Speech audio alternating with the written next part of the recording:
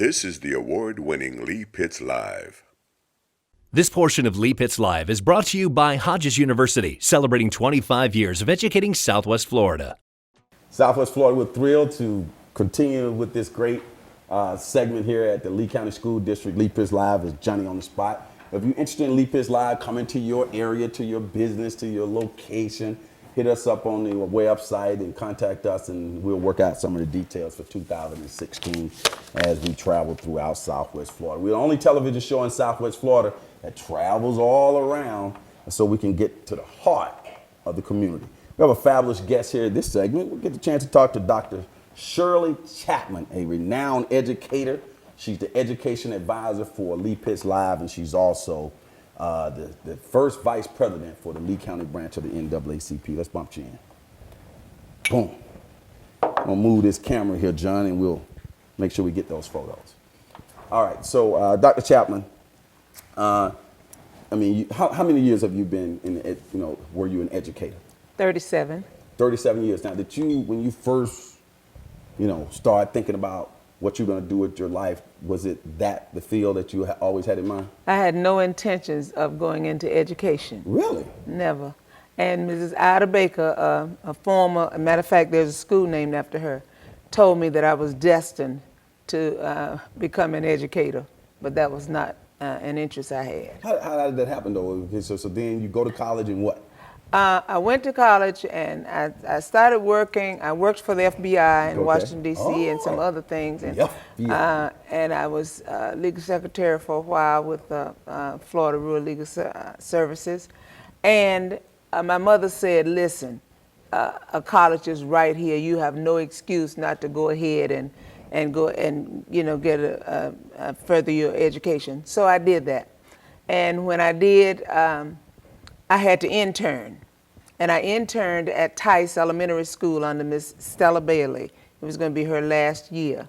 And during the internship, that's when I was sold. She said to me, there's a young man in my classroom that I just have not been able to reach, and I'm going to give you a challenge.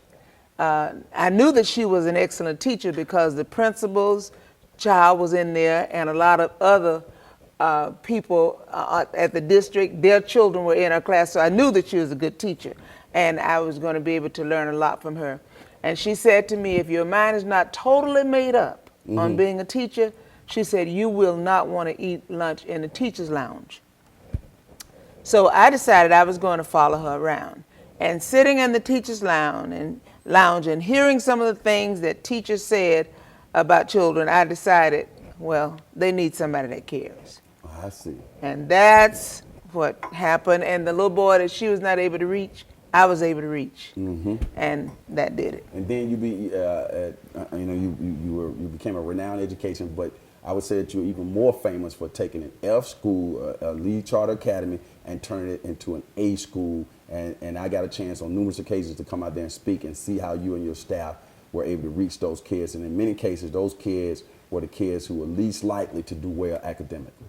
Yes, because I've always prided myself with being able to reach the unreachable. Children need somebody that care about them. And they really don't care what you know until they know you care. And so that's the one thing. And then you need to do some interest kind of surveys, which I did, so that I was able to work with them on things that they were interested in, and we kind of went from there. And now your resume has blown up. You're the education advisor for Lee Pitts Live on your resume now. Yeah, well, I think that has something to do with Lee Pitts.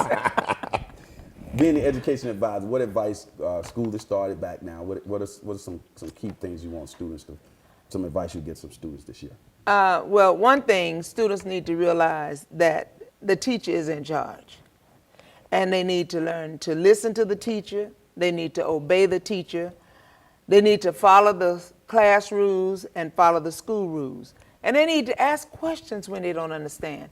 Now, most children are embarrassed because of how classrooms are set up, and their peers are so easy. And peer pressure is really something nowadays. And so you have to be careful how you go about it. But if they don't understand, they aren't going to be able to do well academically. So Okay. they've got to be able to ask questions, and they need to have the kind of caring teachers that are willing to give them answers.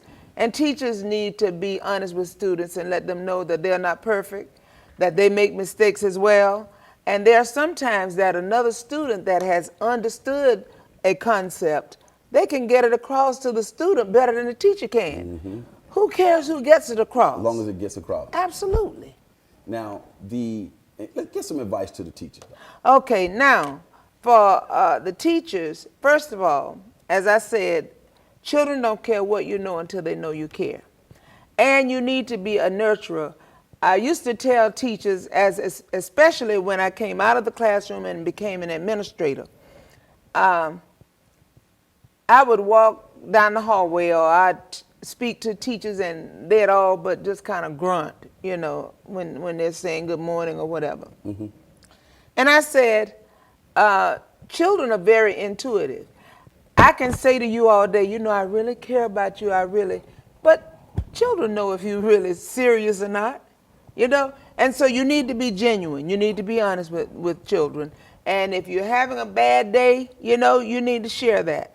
And you need to make it the kind of atmosphere in the classroom so that if they're having a bad day, they feel safe in walking up to let you know. And I had a say what you may box, you know, so that it would become personal and private, and they knew. And if I had a student, and one instance, I had several instances that I could name, but I had one student that wrote in the box that her parents had pretty much been fighting all night, and the police had been involved, and she had been up all night, and so she hadn't gotten any rest. So when I saw her with her head on her desk asleep, I let her sleep because that's what she needed at the time. I see. And similar things, you just So you have really to know. To be intuitive. You have to be. These kids yes. are not robots. You got to be. You got to Yeah. let your. And you need to know when children walk in the door, and I've said this to teachers, and I said it a lot as an administrator. Children, the plates are already half full when they walk into you. So you have to be careful how you place other items on the plate. You know, and I told, one thing that I always wanted to do is take the teachers over into the areas, especially the low-income areas, so they would have an idea, get a grasp of where children were coming from, you know, because children have to get off the bus and turn into what the teacher wants them to be. But when they get back on the bus and head home, they got to go into their defense mode. That's right. So you, you need to be aware of that. Now you actually are able to bring some of your advice to the Lee County school system. I don't know if you're on an advisory board or what have you, but you do some things with yes. talking to Dr. Graham, the superintendent. Yeah, two things. I'm on the EDAC committee. That's equity and diversity, because I have real concerns about that. That's another issue. For Lee County School District. Yes, for the Lee County School District. And the other thing is my education committee meets with the superintendent on a monthly basis to discuss any kind of concerns, et cetera, that we have to try to impact and make a difference. How open is she to your advice and your discussion? She has been very open.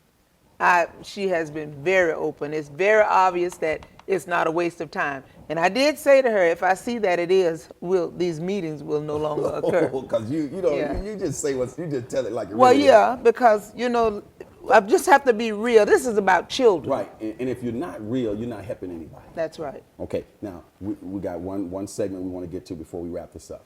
The parents. Yes. Would you say the parents are the most important in all of this? Listen, parents impact and make the difference. Parents need to be sure to meet their child's teacher. They need to exchange phone numbers with their child's teacher. They need to take hold of what's going on at home, and they need to turn the TV off for a certain length of time.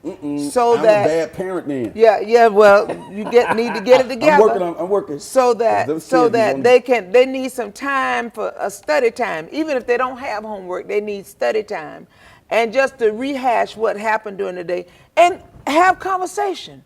around the dinner table or whatever, Get have off the cell phone. conversation, Get off turn it. those off, Turn off Facebook. and say, listen, what happened today? What did you learn today? And when they say nothing, well, you mean you've been to school all day and you didn't learn anything? Well, let me make a phone call to the teacher, find out what's going on. There you go. You know, and then I tell you, one good thing would be to start picking up your child's report card. You know it's report card day.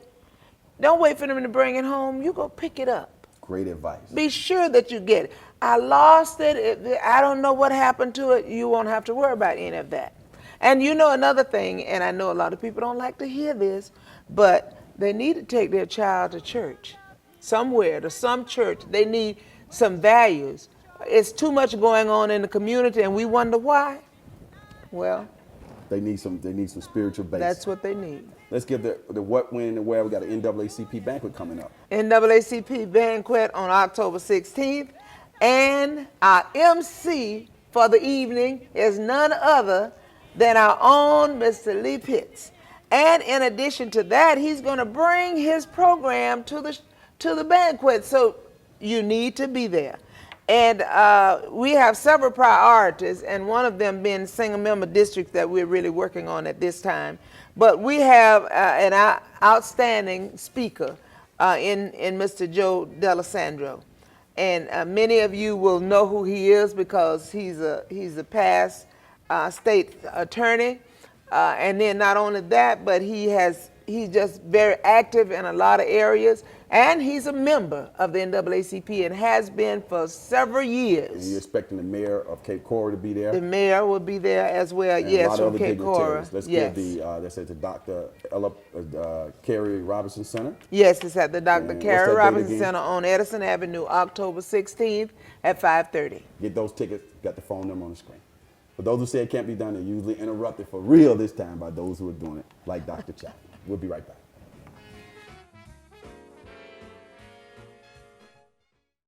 Lee Pitts Live is a Lee Pitts Enterprise production.